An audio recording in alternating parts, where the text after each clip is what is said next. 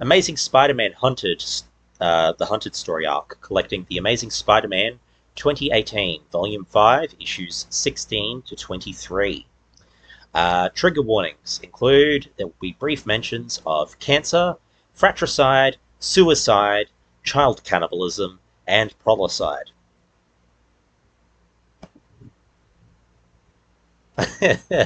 It's always cheery when I read that section. Um, okay, so the pencilers are Humberto Ramos, Cliff Rathburn, Alberto Jimenez, Albuquerque, and then the colorists are Edgar Delgado, Laura Martin, Brian Reba, and Carlos Lopez. For the sake of brevity, I picked one from each of those categories to talk about tonight. Otherwise, we would be here forever.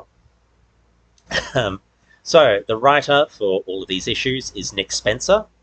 So, while in college, Spencer wrote 3 pitches to Marvel soon after the launch of the Marvel Knights imprint in 1998. According to Spencer, Joe Quesada, one of the editors at the time, didn't like the first 2, but the third one was a Black Cat pitch that he liked, but they weren't going to do anything with anybody new at the time. After another pitch was rejected, this time by Oni Press, Spencer went on to work in politics, running twice for the Cincinnati City Council as a candidate of the Progressive Charter Party and working for a Democratic politician. Nick Spencer's comic career started a decade after those initial pitches to Marvel, when they submitted some pitches in 2008 to Jim Valentino, who was running Image Comics' Shadowline imprint. Imprints are like subsidiaries of a comic company, which focus on a specified group of readers, specific genres, and themes. They also, in most instances, allow the company to give such contents in comics which they couldn't in the original name, like drug use, sex, nudity, etc. Those can be included under an imprint in a way that maybe wouldn't fit with the branding of, say, something like Marvel or DC. They can also serve as a way to distinguish different styles of storytelling or art within a publisher's overall catalogue. One of the pitches that Nick Spencer did that became the miniseries Existence 2.0, which released in 2009. After multiple miniseries at Image, he co-created his first ongoing book with Joe Eisner called Morning Glories, which ran for 50 issues from 2010 to 2016, described by Spencer as Runaways meets Lost, about students attending a prestigious prep school hiding sinister and deadly secrets. Apparently the series is currently on hiatus before they commence the second half. Spencer's work at Image caught the attention of DC editor Will Mouse in 2010, leading to Spencer working on Jimmy Olsen in Action Comics and Thunder Agents Comics at DC. Their most famous issue of those comics in Action Comics, issue 893, released in 2010, in a story called Jimmy Olsen's Big Week, which featured the first main DC comic continuity appearance of Chloe Sullivan, a character originally created for the WB/CW series Smallville. Because of the continuity differences... Sorry? Oh, okay. Because of the continuity differences between Smallville and the comic book Superman stories, Spencer chose to stay as true to the character as he could by honoring her romantic history with Jimmy Olsen from later Smallville seasons, as well as her journalistic background from its early seasons. Spencer decided to introduce Chloe after he began conceiving of a clever, dogged female reporter for Jimmy Olsen to interact with, and realized that he had been subconsciously writing about Chloe. Spencer also co-wrote the early issues of Thief of Thieves with Robert Kirkman, known for writing Invincible, The Walking Dead, and Firepower. In 2011, it was announced Spencer had signed a Marvel exclusive contract, one with a clause that allowed him to continue writing his existing titles at both DC and Image. Spencer's first work for Marvel was the 2011 Iron Man 2.0 series. The same year, he wrote a short arc tying the Secret Avengers series into the company-wide crossover storyline Fear Itself, and was one of 3 writers that worked on the 2011 relaunch of the Ultimate Marvel line, along with Jonathan Hickman and Brian Michael Bendis, writing Ultimate Comics, X-Men. In 2013, Spencer wrote The Superior Foes of Spider-Man in the main 616 comic universe, detailing adventures of a number of Spider-Man's rogues gallery, including Boomerang, Speed Demon, Shocker, and the female version of the Beetle. In 2015, Nick Spencer became the writer of Captain America Sam Wilson for 24 issues, taking over from Rick Remender, who wrote the all-new Captain America comic, which had detailed Sam Wilson's first solo adventures as Captain America.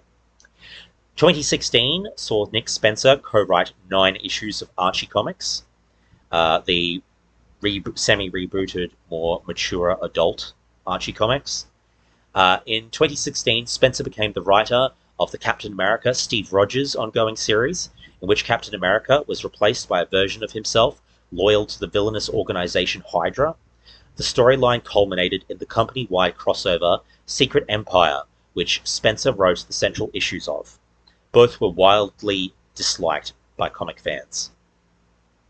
From 2018 to 2021, after a relaunch across 74 issues, including the ones we've read for tonight, Spencer replaced longtime writer Dan Slott as the ongoing writer on The Amazing Spider-Man. Slott had worked for 10 years consecutively on the Amazing Spider-Man book prior to Nick Spencer taking over, so big boots to fill. Spencer left the Amazing Spider-Man book and Marvel in June 2021 to head up Substack's new comics publishing and comic newsletter initiative under a 1-year deal. During Spencer's time as head of the comic initiative, millions of dollars were dropped aimed at attracting some of the biggest names in comic books to publish their creator-owned titles first on the Substack newsletter subscription-based service, similar in monetary setup to Patreon. Summarized, in that first year, well-known comic creators were potentially receiving up to 6-figure Substack Pro grants upfront with access to health insurance, alongside complete creator-owned rights to everything they create and a lack of oversight for increased creative freedom. On top of that, there's nothing to say that those writers couldn't also continue to work for licensed comics publishers like Marvel or Image as well, or turn around and publish their Substack comics in print through any traditional publisher. In fact, many of them then publish their independent comics through Image or Boom, proving an enticing alternative to Marvel and DC, who own creative control and profits from creative work done for them. A truly impressive list of comic writer talent moved over to the platform, a sizable number of the recognizable names you would have heard of working in comics in the last decade. I won't read out that full list, but it is honestly jaw-dropping and includes writers that we have covered in previous comic casts and comic clubs. Those who joined in the second year after Spencer moved to a freelance and writing capacity at Substack saw smaller advance payments handed out to fewer comic writers, although receiving a majority cut of subscription money. Substack may sound great, but that doesn't mean that there aren't downsides. From a practical perspective, Substack doesn't have a concrete plan for the actual reading of comics, or even ways to get all of one's subscriptions to various comic creatives in the one place. On a more serious note, it's received criticism for a multitude of reasons. Its interests lies in established comic talent, and it doesn't go out of its way to attract new and emerging talent. Even worse, the Substack platform has also been criticized for its lack of moderation, allowing alt-right, bigoted, and anti-trans voices kicked off of other platforms like Twitter to find a home espousing uncensored hate speech on Substack. This has occurred less in the comic part of the platform, apparently, and apparently some trans voices are on the platform too under the comic banner, but it doesn't make it any less of an issue. What's even worse, though, is that Substack in many instances has gone out of its way to support Platform 4 and hand similar monetary incentives to harmful voices. Anyway, that Substack section, not relevant to tonight, obviously, but in terms of how disruptive it is to the overall, comics in general, and what we read, what we consume, and how that publishing industry works. In theory, depending how long it lasts, it has the potential to be as disruptive as, say, like the introduction of Image Comics was when it first came out, for example. And so I thought it was an interesting thing to touch on. I don't know if anyone else saw that. Anyway, I'm just going to take a quick breath for a second. Anyone have any thoughts on Substack? Has anyone heard of Substack before? Fine if you haven't.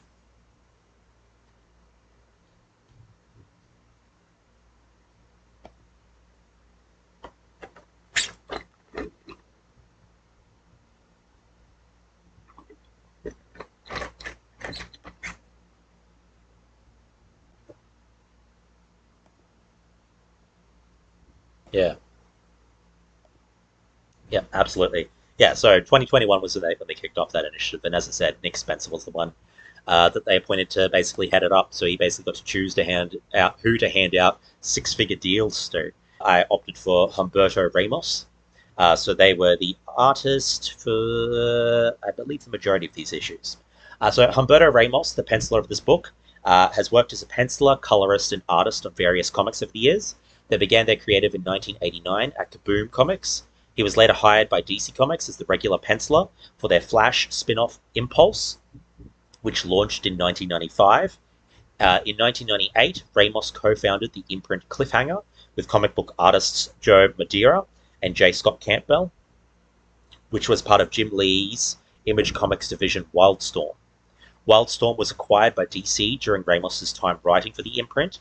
While working at Cliffhanger, Humberto wrote two different books. First, Crimson, which ran for 22 issues and two one-shots, about a young man bitten by vampires and given the prophecy of becoming the Chosen One, getting powers beyond that of a normal vampire who is destined to bring the end of vampire kind. The second, less successful book out there was called Out There, about four teenagers tasked with finding a way to stop the army of demonic creatures plaguing their hometown. Ramos went to work for Marvel, starting in 2002, doing a mix of covers and interior artwork for a number of Spider-Man titles, including a 4-issue arc called A Death in the Family, a reference to an iconic Batman story that is one of the next Comic Club books. Ramos worked in 2008 on Marvel's Runaways book, in 2010 on The Amazing Spider-Man, and The Extraordinary X-Men in 2016. In March 2020, Humberto Ramos co-created Strange Academy, acting as artist to Scotty Young, who deviated from their usual art duties to be the writer. Scotty Young and Humberto Ramos worked on the sequel series, Strange Academy Finals, in 2022. Laura Martin, formerly Laura Dupuy, they were the colorist on issue 16, but there's a couple of very specific reasons why I've opted for them to be the colorist that I talk about. So they're the winner of multiple Eisner and Eagle Awards. Laura Martin is one of the most acclaimed colorists in comics. Starting with Jim Lee's Wildstorm Studios, some of her earliest professional work included coloring books like Planetary and DC's The Authority. The Authority you might recognize as one of the projects that's been announced as being adapted for the new DC universe headed up by James Gunn. After a period as art director at CrossGen Comics, she began working with Marvel as colorist on Whedon and Cassidy's Astonishing X-Men, J. Michael Krasinski's Thor, and Brian Michael Bendis' Siege. Most importantly, though, she was the main colorist on the Ta-Nehisi Coates and Brian Stelfree's run of Black Panther, covered in the November 2022 Comic-Cast. They were also the colorist on the Shang-Chi issue 1 cover, used as the header image for the September 2021 Comic-Cast when it was uploaded to YouTube, as you can see in the slide for context. For the artists in the group, Laura Martin's favorite digital coloring tool is the Wacom Intuos Pro. Their laptop/Intuos setup is their comfort zone. Their favorite traditional coloring tool are Copic markers, though they are branching out into watercolors, ink washes, acrylics, and gouache. I don't know if I pronounced that correctly, but it probably means more to the artists in the room. The weirdest item on their desk is a crocheted stuffed toy of Shaun from Shaun of the Dead. Their favorite show, as of January 2023, is Our Flags Means Death. It's their first show that they've ever made fan art for, and they're a massive fan of anything Taika Waititi works on, including Thor Love and Thunder, which vibed with her 80s arena rock brain. When asked what comic started it all, Laura Martin responded, "The earliest ones I remembered were kids' comics like Little Lulu, Casper the Friendly Ghost, and Uncle Scrooge," with a $ sign for the S. "The one that made me go, wait, there's more to comics than kids' stuff, was a dog-eared copy of Conan the Barbarian from around 1979. It was my brother's. He denies this. It's possible I got it from a neighborhood friend. And the cover was missing. If I saw the first splash page, I'd recognize it. I also read an awful lot of Archie and Mad magazine, and dabbled in Uncanny X-Men in the late 80s long enough to know who the characters were. But it wasn't until I was introduced to Wildcats in 1994, I can't remember the exact issue, but I think Jim Lee was the artist, that I even considered comics as a career. Previously on The Amazing Spider-Man. I'm going to skip the generic intro, spider bites, dead people, great power quotes, etc. I'm going to assume, by the fact that you're here, you've probably had at least a base level exposure to some type of Spider-Man that's, done the typical intro. So, in terms of the rest of it, previously on Spider-Man, Wilson Fisk, the kingpin of crime, is now the elected mayor of New York, a obvious dig at real-world Republicans in offices of power. One of Wilson Fisk's first acts getting into the office was to give Spider-Man a key to the city, a symbolic move that has turned public reception against him in the superhero community. Peter Parker is renting with two roommates, Randy Robertson, Pete's friend, and the son of Robbie Robertson, Peter's former boss at the Daily Bugle, and Fred Myers, an ex-baseball player turned mercenary and thief who goes by the codename Boomerang and uses gimmick boomerangs, including explosive boomerangs called boomerangs. Boomerangs. Electrocuting boomerangs called taserangs, and has a giant boomerang on their back, which is a jetarang, functioning as a jetpack. Boomerang was created in 1966, 6 years after DC had created Captain Boomerang. Fisk has attempted to capture Spider-Man's roommate, Boomerang, who has the location to a valuable object locked inside his head. Fisk was willing to do anything and hurt anyone to get what he wanted. The mysterious figure, Kindred, was okay with this, as long as Fisk didn't touch the roommate, Peter Parker. A new mysterious villain called Kindred. Yes, Kindred. Yes. Seen wrapped in bandages, is seen pulling a lot of strings in this run of mostly the various villains, and seems to have giant attack creature-like creatures that Kindred can control to tear those who don't obey to shreds. Kindred has a tendency to appear out of the shadows, almost as if he's watching people in their waking nightmares. The events of today's comic happen after Otto Octavius, aka Dr. Octopus, and Peter Parker had swapped bodies because Dr. Octopus was dying. While in Peter's body, Otto had finished Peter's PhD and started Parker Industries, an international conglomerate company. The two eventually switched back after Peter came back from the dead, and Otto got a healthy new clone body. Once Peter was back in his body, New University anti-plagiarism technology tagged Peter's writing style from when he'd written his PhD as plagiarizing from Otto Octavius's work, a situation he couldn't explain without exposing himself as being Spider-Man. Parker Industries had already been completely destroyed with cyber viruses in order to keep Otto from accessing the company's vast resources. Peter was stripped of his degree, and the scandal had already cost him his job as an editor for the Daily Bugle, where integrity was essential for the dying print media's bottom line. The controversy also fractured Peter's relationship with his Aunt May. Peter Parker is back in a relationship with Mary Jane Watson at this point in time. Just the main villain, Kraven the Hunter, aka Sergei Kravinoff. Kraven, aka Sergei Kravinoff, debuted in The Amazing Spider-Man issue 15 in 1964. In Kraven's first appearance, he refers to Spider-Man as the most dangerous game, a direct reference to the 1924 short story of the same name, in which General Zaroff, a Russian big game hunter and a primary inspiration for the character of Kraven, hunts people for sport.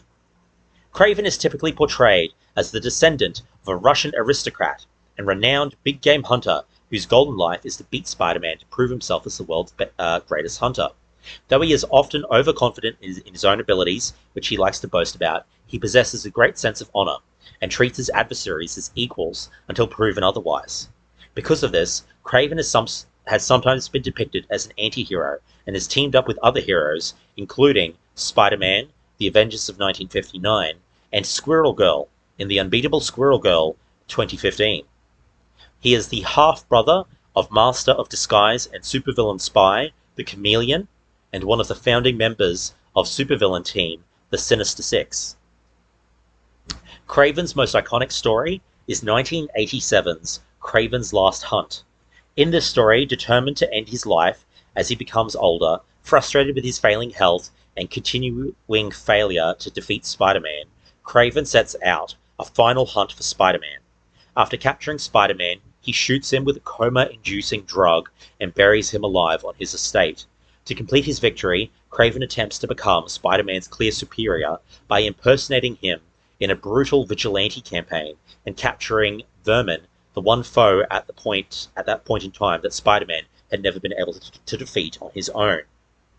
After Spider-Man emerges from his grave 2 weeks later, Kraven explains his actions to Spider-Man and sets Vermin free. Spider-Man goes after Vermin to prevent his killing again. Kraven leaves a final confession of his crimes against Spider-Man and then commits suicide. Across major story arcs, The Gauntlet and Grim Hunt, Kraven is resurrected from the dead by his own wife, Sasha Kravinoff, and the Kravinoff family with a ritual using the blood of Spider-Man. He is shown to now be explosively psychopathic and cold towards his family, beating his son Vladimir and daughter Anna and expressing little attention towards his wife. After being stabbed by his daughter Anna, Sergei recovers, stating that Sasha restored him with corrupt blood, which he calls unlife. They flee to the Savage Land, where Kraven kills his wife, who complained that Kraven would have to hunt them to prove their place in the Kravinoff family, and also his son Vladimir. In the unbeatable Squirrel Girl comics, Squirrel Girl helped Kraven reform, teaming up with him to fight other villains, even establishing a friendship with him. She helps Kraven realize that Spider-Man is not even close to being the most dangerous prey in the Marvel Universe. Something that's potentially informed the start of this run here. Arcade. Arcade is a hitman who is often hired to take out irksome heroes. While he is normally rarely successful,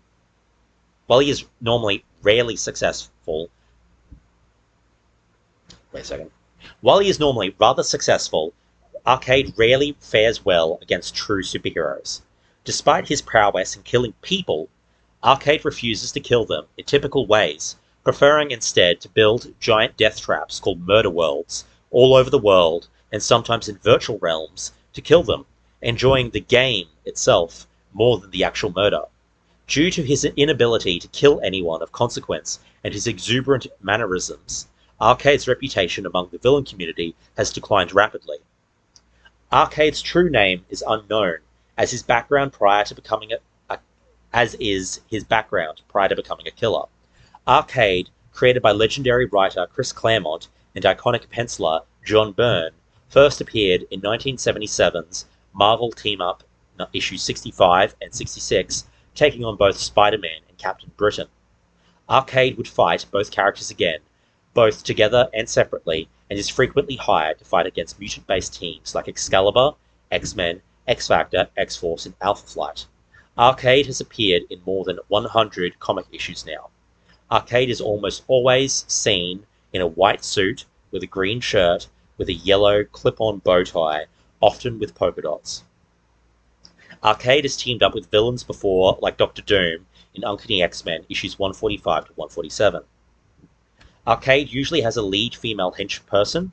From 1977 till 1995 in the comics, it was Miss Locke, before Arcade killed her for getting too emotionally close to him. After that, he has worked with supervillain White Rabbit, who is seen in these issues inside the Murder Dome, and Miss Coriander, whom has continued working with him despite Arcade attempting to kill her too. Arcade was the lead villain in Avengers Arena and Avengers Undercover, extended miniseries where there is a shift from his usual modus operandi. Arcade is responsible for the Avengers Arena, where he abducts 16 teenage superheroes, several with ties to the Avengers, including several members of Avengers Academy, and strands them on a deserted island, remodified as an elaborate murder world location, forcing them to fight to the death. Arcade has been the main villain of multiple video games, including Spider-Man and the X-Men, in Arcade's Revenge, released for the Super NES, Genesis, Game Gear, and Game Boy in 1992.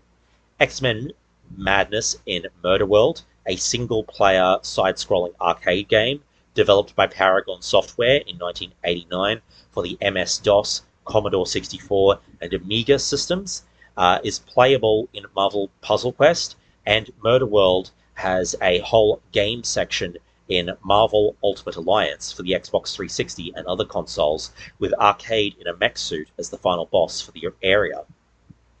On a personal note, Arcade is probably my all-time favourite Marvel villain. His motivations are always clear, the love of the murder game and profit in that order.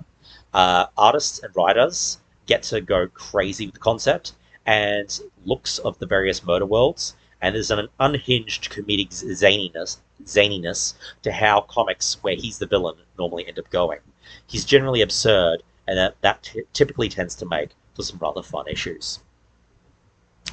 And as a tiny little Edo tie-in note, obviously, Will had to read out one of those issues on the charity stream back in 2021 with the sentient cream pies killing themselves by smashing into people's faces. Next up is Taskmaster. Taskmaster, aka Anthony Tony Masters, first appeared in Avengers issue 195 in 1980. Tony Masters is a former S.H.I.E.L.D. agent turned mercenary and assassin. He possesses the ability to replicate the physical skills, be it combat or athletic, of anyone he observes thanks to his photographic reflexes. During his time with S.H.I.E.L.D., he injected himself with an experimental Nazi version of the super soldier serum in a syringe, enhancing the abilities gained through his photographic reflexes further. The serum came at a price though. The memories he gained by watching others overwrote his personal memories, eventually forgetting his wife and field agent partner, Mercedes Masters, as well as his history with S.H.I.E.L.D. Over time, due to the growing number of superheroes, he decided to put his skills to better use, becoming a teacher based out of the Taskmaster's Academy to train government agents, villains, heroes, and henchmen alike. Taskmaster in the comics deviates in background significantly from the MCU version seen in things such as the Black Widow movie. Beyond similarities in ability, it has no connection to the popular game show of the same name. Yeah. Alright. Next is Black Ant. Black Ant is a life model decoy of the third Ant-Man, after obviously Hank Pym and Paul Rudd's one. So the third Ant-Man was Eric O'Grady, who starred in the irredeemable Ant-Man comic. When the original Eric O'Grady, a Robert Kirkman creation, valiantly died off-panel to save a child, the Project Descendant robots that killed him created a life model decoy of Eric. Life model decoys duplicate all outward aspects of a real living person with such authenticity that they can easily impersonate a specific person without casual detection. The life model decoy of Eric, first appearing in Secret Avengers issue 24 in 2012, acted as a double agent impersonating Ant-Man on the covert Avengers team. After being found out in Secret Avengers issue 32, the life model decoy of Eric O'Grady changed his identity to Black Ant and turned to a life of villainy. Black Ant and Taskmaster started working together during the Captain America Steve Rogers run, written by Nick Spencer, first as members of Hydra's Avengers team, then switched allegiances during Secret Empire in the final battle between Hydra and the Resistance as soon as Hydra started losing. They freed some of Hydra's prisoners, including the Champions, in hopes that the young heroes would later put in a good word for them. Kurt Connors, aka the Lizard, another villain that's in this. The Lizard, aka Kurt Connors, first appeared in The Amazing Spider-Man issue 6 in 1963. Kurt Connors was a geneticist researching the ability of certain reptiles to regrow missing limbs, having lost his arm to amputation after a wartime blast while working as a battlefield surgeon. He developed a lizard DNA-based serum that would allow humans to do the same and tested it on himself, hoping to regain his missing right arm. Instead, he transformed into a feral, anthropomorphic lizard. Although Spider-Man was able to undo the transformation, the lizard remained a part of Connor's subconscious and would resurface time and time again, often retaining Connor's intelligence and attempting to replace mankind with a race of reptilian creatures like himself. Many stories featuring the lizard deal with the effects he has on Connor's life and psyche, since the latter's lives, putting the latter's lives in constant fear that the lizard will one day completely and irreversibly take over his body. Because of this, he works tirelessly to find a permanent cure for his alternate personality, much to the worry of his wife, Martha Connors, and his son Billy. In lizard form, while hating humans, the lizard largely avoided hurting Martha and Billy. Martha eventually gets sick of the rinse-repeat cycle of Kurt curing himself, then turning back into the lizard, and leaves Kurt, taking Billy with her. They move to Florida, near an industrial lab emitting carcinogens, and both contract cancer. Billy recovers with treatment, and Martha dies. Kurt loses custody of his child, and eventually, during the events of the Gauntlet storyline, the lizard resurfaces. Kraven's daughter, Anastasia Kravenoff, kidnaps Billy from his foster family and abandons him in an alley, where the lizard proceeds to kill and eat his son Billy. A supervillain called the Jackal, during the story arc, Dead No More, The Clone Conspiracy, resurrects a number of dead supervillains, Billy and Martha Connors, and Gwen Stacy, among others, in clone bodies with memories up to the point of their demise.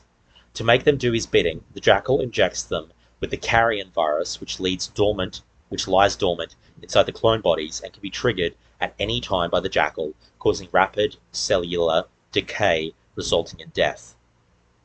To stop Billy and Martha from dying, the lizard injects them with lizard serum to stabilize their DNA structure and use the rapid healing properties of the lizard to fight off the virus, which is what then causes them to then take on a lizard-like appearance in this set of comics. In these comics, Kurt, with a surgically embedded adamantium-encased inhibitor chip, has been readmitted to the faculty at Empire State University and is trying to get Pete to re-enroll there after Pete's academic credentials are revoked in the plagiarism scandal. The three Connors have reconciled and are one happy lizard family when this story begins. Next up, Felicia Hardy, aka the Black Cat. Again, this will be a little bit of information, a fair bit of information, but at the same time, this is also a truncated version of her history. There's a lot of Black Cat history, especially when it comes to Spider-Man. Felicia Hardy, aka Black Cat, was created in Amazing Spider-Man issue 194 in 1979 by writer Marv Wolfman and penciler Keith Pollard. Felicia was the socialite daughter of a renowned cat burglar and was trained by another renowned cat burglar after her father passed. Black Cat became a cat burglar first for revenge on somebody who had wronged her and to break her father out of prison. Black Cat eventually used her abilities to steal dangerous items to keep them from falling into the supervillain hands. Black Cat and Peter begin a relationship, and Peter reveals his identity to her, but she has great difficulty accepting the fact that Peter was just a man beneath the mask and couldn't understand his need for a civilian life, which hurt their relationship. Felicia feared her lack of superpowers made her a liability for Spider-Man. She was terrified that his overwhelming need to protect her would eventually kill him. So, whilst Spider-Man disappeared during the 1980s Secret Wars, Felicia sought out a way to make herself Spider-Man's equal. Felicia was offered an opportunity to undergo a scientific experiment like that used to create the Scorpion.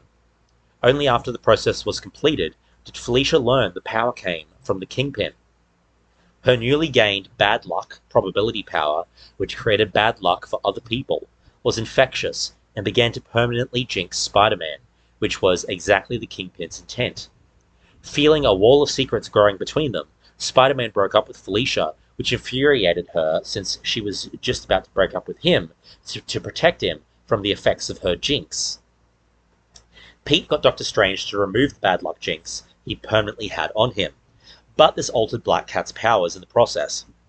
Her bad luck powers were gone, but replaced by heightened strength, agility, balance, vision, and retractable claws. Black Cat was originally intended to be a villain for the Jessica Drew Spider-Woman comic, rather than Spider-Man's, as Marv Wolfman was writing the Spider-Woman title in 1979, but was transferred over to the Amazing Spider-Man, so he repurposed her for Amazing Spider-Man. She quickly became a part of Peter Parker's world and has never really interacted with Jessica Drew in the main comic continuity. Many comic book fans assume Black Cat is based on Batman's nemesis Catwoman in DC Comics, but Marv Wolfman actually based her on Bad Luck Baddie, a character from a Tex Avery cartoon which caused everyone bad luck. Despite this, Black Cat wouldn't get her probability powers, which induce bad luck in others to her benefit, until much later in Peter Parker, The Spectacular Spider-Man issue 87. One More Day, a controversial Spider-Man storyline in which Peter Parker and Mary Jane trade their marriage for Aunt May's life, and Mephisto, Marvel's version of the devil, erases all knowledge of their marriage from reality, but also erases all knowledge anybody has of Peter Parker being Spider-Man, something widely known at that time due to Peter Parker having revealed his secret identity publicly due to the events of the comic Civil War. Because of this, Black Cat's memories are altered, the absence of them causing her to lean much more into her villainy as a result. Black Cat, with the help of a supervillain scientist, regains her bad luck probability powers, in addition to keeping her other abilities, and returns to a life of crime. During the time Dr. Octopus switched bodies with Spider-Man and took over his life, he bumped into Felicity mid-robbery and abruptly attacked her and had her incarcerated. After escaping from jail, Felicity vowed revenge, not knowing Peter had regained control of his body, and she became a crime boss. Eventually, her era as a crime boss lord, while successful for a time, came to an end, and her feud with Spider-Man was resolved.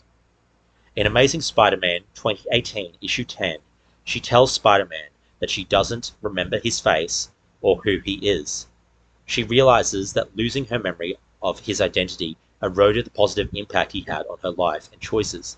He tells her that everybody forgot who she was, and she reminds him that she isn't just everybody, that they were in a relationship that shared real feelings, and that she deserves better than to be lumped in with everybody, and implies that because of the significance of that part of her life, that she feels incomplete without those memories.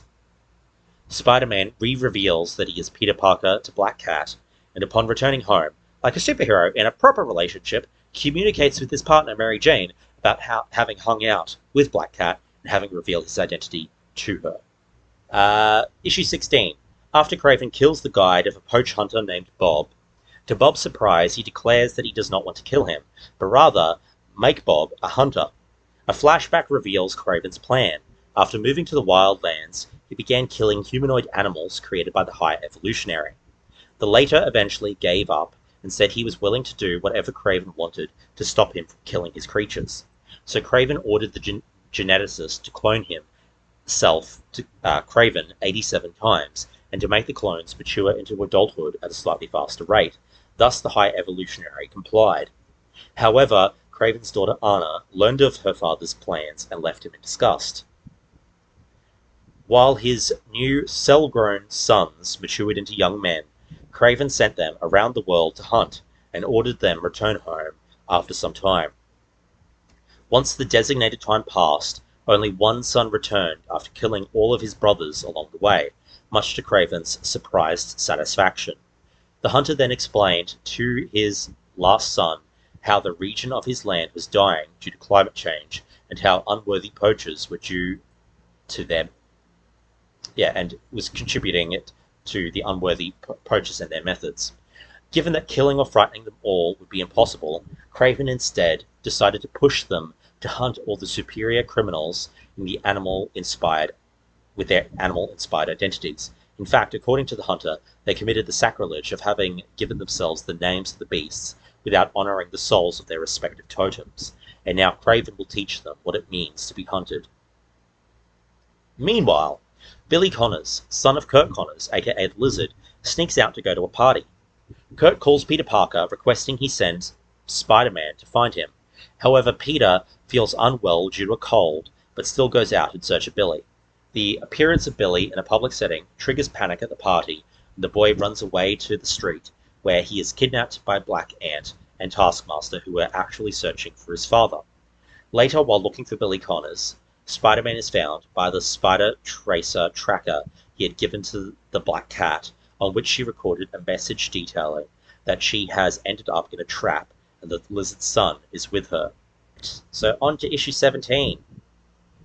Despite feeling horrible from his cold, yet still adamant to help, Spider-Man still rushes to the aid of Felicia and Billy. Telling himself that the kidnapping so far by Black Ant and Taskmaster had not affected him much, but their taking of Billy and Black Cat has changed that mindset. Amid their imprisonment, Felicia does her best to comfort a scared Billy when Kraven shows up to clarify his mission at hand. Knowing that Spider-Man will rush in to rescue her, Kraven wants to use Black Cat as bait to lure him into a trap, infuriating Felicia that she's playing the damsel in distress.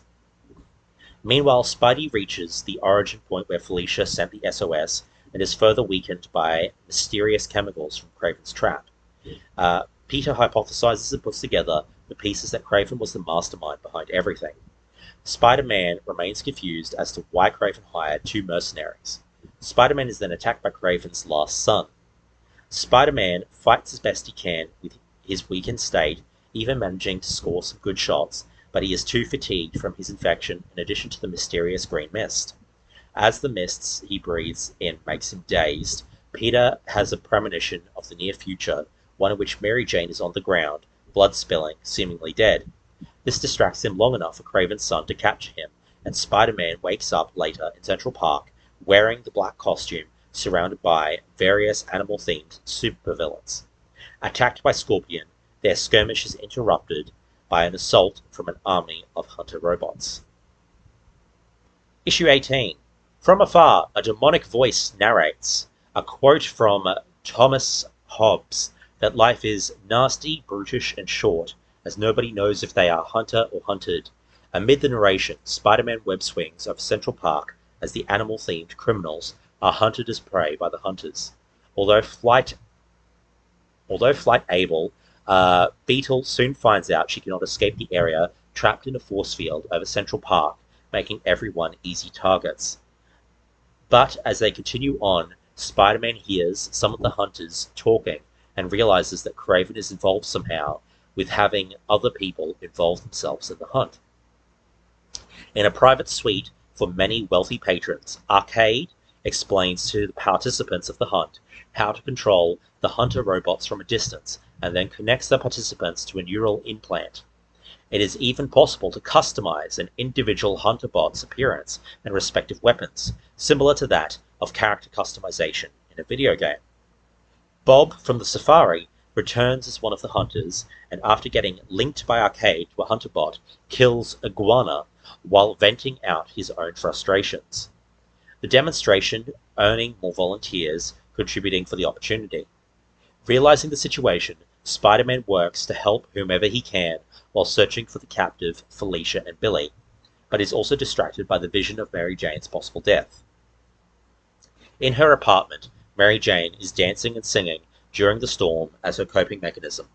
Remembering how in her youth she would go to clubs or parties, she finds contentment now with headphones and solitude in her apartment. Turning on her phone, she sees a news report about a force field over Central Park, with Captain Marvel giving a statement, and the reporter suspecting a connection to Billy's public abduction, instinctively confirmed by Mary Jane realizing how big a mess Peter is in. Later, the same demonic voice watches over Mary Jane as she sleeps. But as she didn't squish one of his tiny centipede minions, the demon takes a more protective stance over her, promising to Peter that he'll keep an eye on her while Peter is away. While unable to save some, Spider-Man saves Gibbon, Martin Blank, but then Gibbon refuses to stay with him and goes with the Vulture until Toombs abandons Gibbon after using him as a shield from hunter bullets. The demonic voice observes the carnage of the criminals being hunted. Taskmaster stuns and abandons Black Ant after reminding him that ants are animals too. Taskmaster radios Arcade, but being sick with himself, Taskmaster exits the park to go for a drink. Issue 19. Hunted Part 3. As Kraven's son impatiently wants him to join the hunt to take the glory, confessing the admiration he had for his father's ambitious plan, but his insulted Kraven would just allow the overpaid and privileged wannabe hunters to get the glory. However, Kraven remains steadfast that it isn't the right time yet and leaves the room while his son sulks. Following some signs, Spider-Man discovers that Vulture has roused the prisoners by inventing the story that Gibbon heroically sacrificed himself to allow him to find a weak point in robots.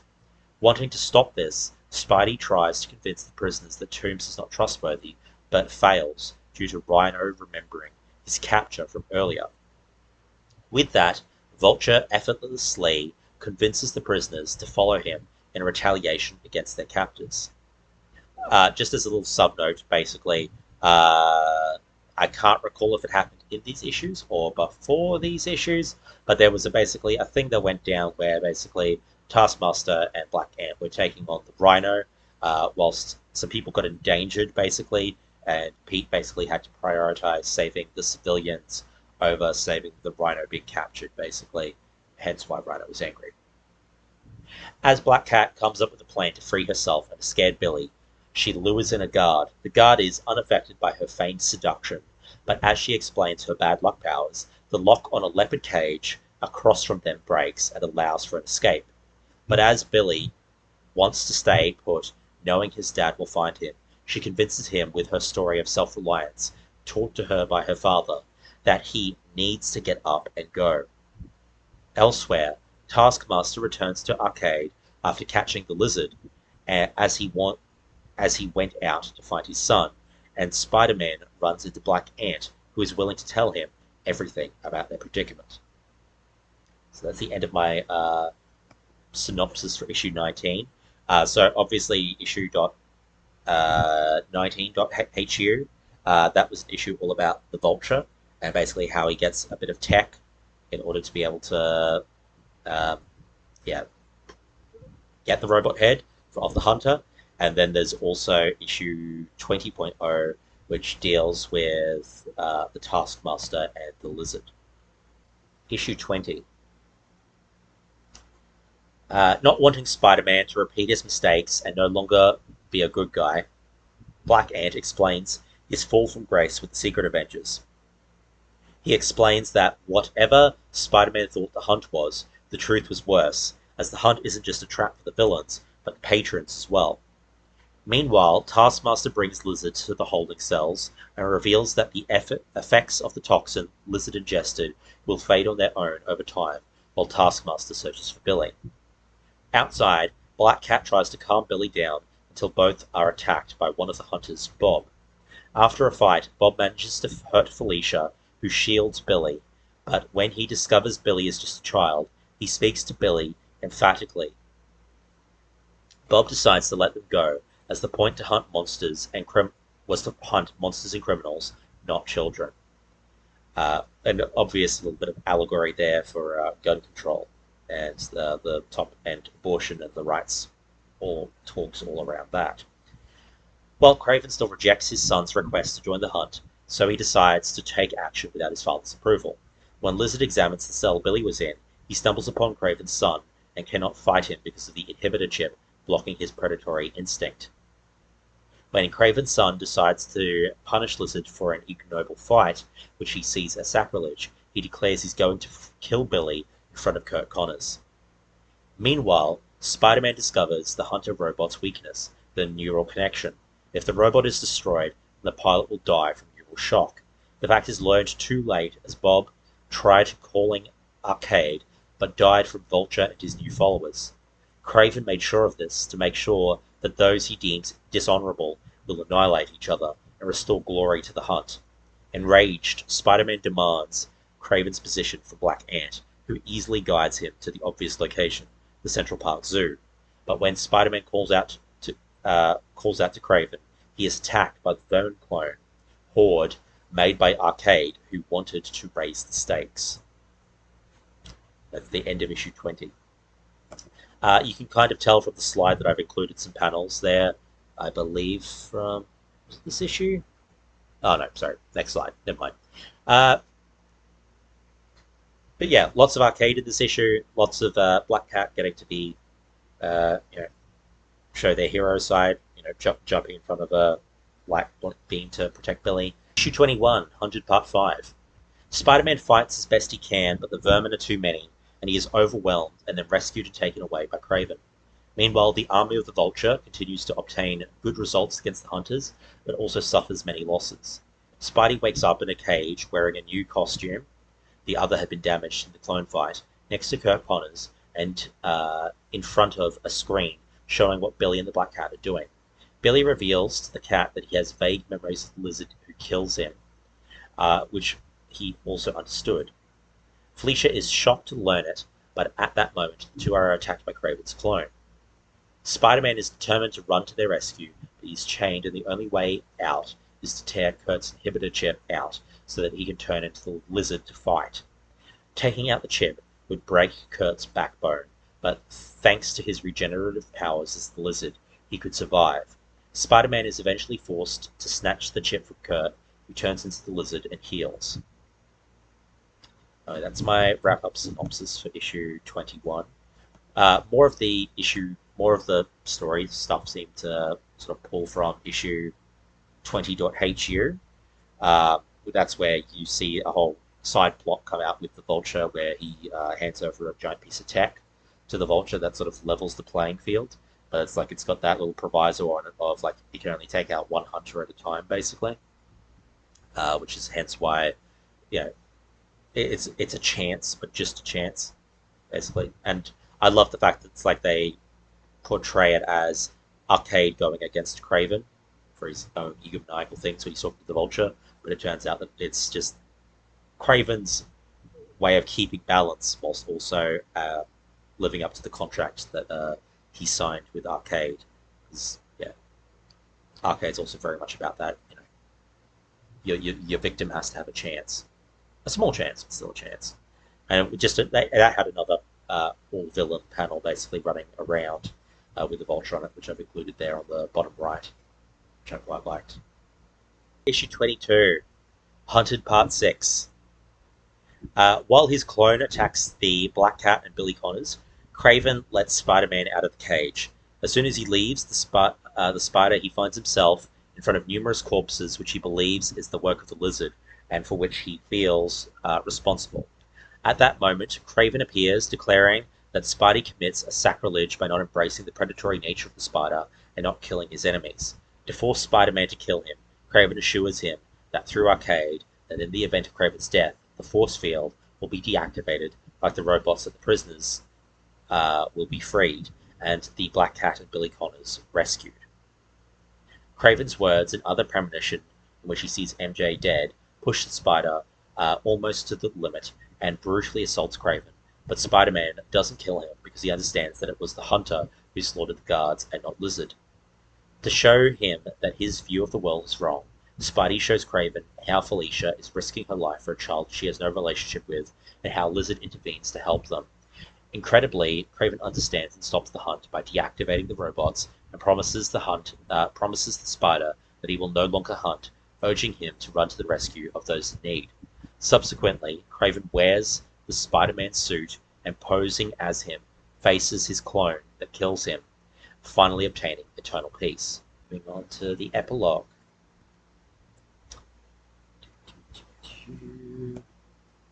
Issue 23.